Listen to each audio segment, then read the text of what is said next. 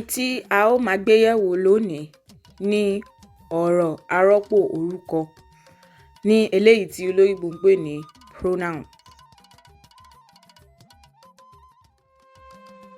Èyí tí a wá gbé yẹ̀wò sí kejì ni ọ̀rọ̀ arọ́pò orúkọ ẹnì kejì ní eléyìí tí olóyìnbó ń pè ní listener.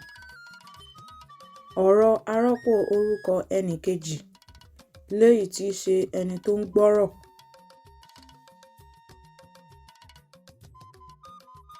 Ọ̀rọ̀ arọ́pò orúkọ tí a kọ́kọ́ gbé yẹ̀wò níbi tí ẹnì kejì ni ìwọ, ìwọ, ìwọ ní eléyìí tí olóyìnbó á pè ní you. A lè lo eléyìí fún ẹnìkan, a tún lè lò fún ẹni tí a dìjọ jẹ́ ẹgbẹ́ tàbí ẹni tí a jù lọ. Ìwọ.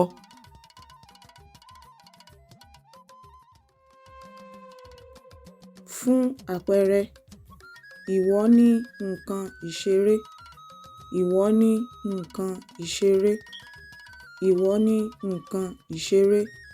You have a toy. Èkejì tí a gbé yẹ̀wò ni ẹ̀yin, ẹ̀yin, ẹ̀yin ní eléyìí tí olóyìnbó á pè ní you. A lè lo eléyìí fún èèyàn méjì, èèyàn tó ju méjì lọ àti ẹni tí ó dàgbà ju èèyàn lọ.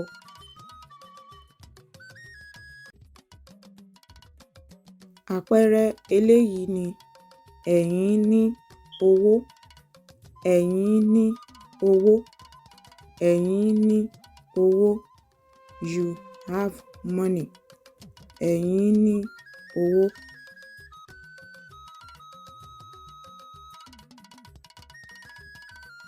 Ẹlẹ́ẹ̀kẹta tí a gbé yẹ̀wò ni tiẹ̀, tiẹ̀, tiẹ̀ ní eléyìí tí olóyìnbó á pè ní yours. A lè lo eléyìí fún ẹnìkan tàbí ẹni tí ó kéré sí ni. Àpẹẹrẹ eléyìí ni àga yìí tìẹ ni, àga yìí tìẹ ni, àga yìí tìẹ ni. This chair is yours. Eléyìí tí ó jẹ́ ẹlẹ́ẹ̀kẹrin ni tiyín, tiyín, tiyín tí olóyìnbó á pè ní yours. A lè lo eléyìí fún èèyàn méjì, èèyàn tó pọ̀ àti àgbàlagbà tó ju èèyàn lọ.